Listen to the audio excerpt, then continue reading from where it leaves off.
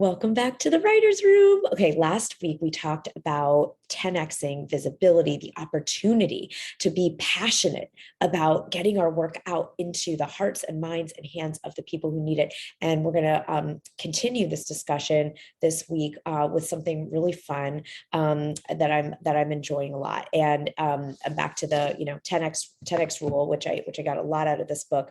And I'm just going to read a little bit from this. It's just so you're going to have to decide if you relate to it. But how many of you, if we were in a room, we were raising our hand, how many of you have felt pathologized, meaning someone has put you down, labeled you, or judged you for being too something? Maybe you were too intense, you had too many feelings, you're too dramatic, you're too driven, you're too obsessive. Any of you have? I've been since I was a young child. This was a pattern in my family to, be. I felt judged for these parts of myself, and then I in turn internalized that and have judged the out of myself as an adult, which I'm now not doing in the same way. And one of the things that's helped me not doing it is to hear other people that are awesome and amazing and can articulate this idea on how they've let go of doing that to themselves. And in this book, The 10X Rule, I'm going to just read this part because I love it so much. I've been called a lot of things due to my commitment to action: a workaholic, obsessive, greedy, never satisfied, driven, even manic. Yet every time I've been labeled, it's always been by someone operating at less than a fourth of the degree of action that I take. I've never had people achieve more, contribute more to the world, judge me for this. Those people know how to get where they want to go, and they're busy doing it and don't have time to be judging and labeling me. But taking massive action means making somewhat unreasonable choices and then following these unreasonable choices up with even more levels of action. This will be considered by some, I love this, to be borderline insane, well beyond the agreed upon social norm. This is really important. If you don't create these new problems, these new challenges as you're growing from massive action, then you're not taking enough action, is what the author is saying here. You can expect to be criticized and labeled by others when you start taking massive action. And the second you start hitting it big, you'll immediately be judged by the mediocre. Now that's kind of harsh, right? We don't need to label other people either, but I really like the sentiment here because what's really going on, I have had this really strong reaction to people when they call me up and say, I know you're so busy, but would you blah, blah, or I know you're so busy, but, and you know what? It's like, I'm not busy. I'm committed.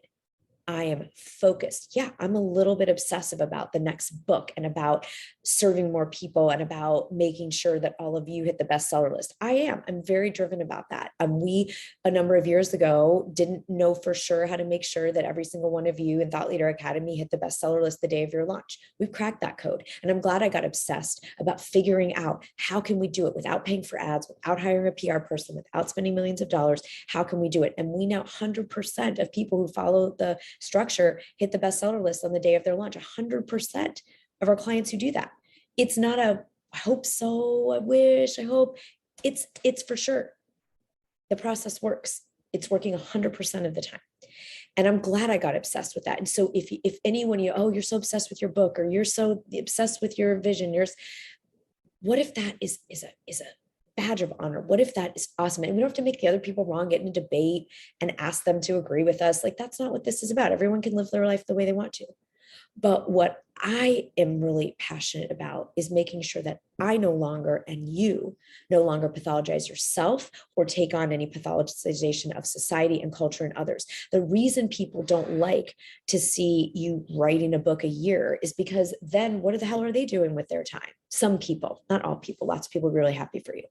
But if you do have some people in your life who are like, oh, you're just so this, or you're always doing this, I think there's a place we can take that on, especially as women, especially as mothers, especially as daughters and sisters and friends, and feel like, oh, I need to not be so driven and ambitious. And, basically what people want us to do is make them feel comfortable with our choices to justify their own.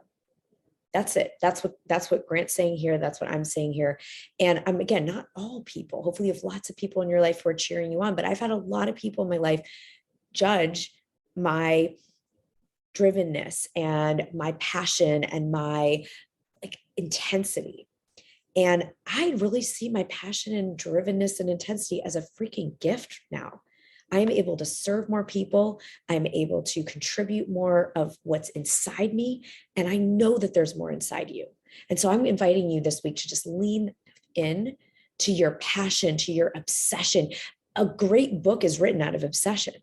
It really, there's a book called The Grand Obsession about piano tuning, which, I mean, what an obscure topic. It's a riveting memoir. I highly recommend. I can't recommend that book enough. When I was unpacking all my books, I found it again and I'm going to reread it because I loved it so much.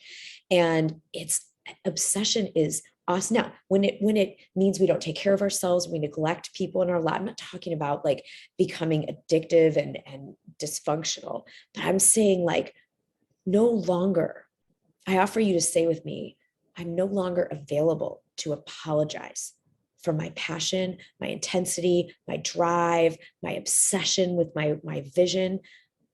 I celebrate that in myself. I honor that. You don't have to do it like me, but I'm going to love myself up for this. I'm going to go all in. That's what I want for you. That's what I'm into right now.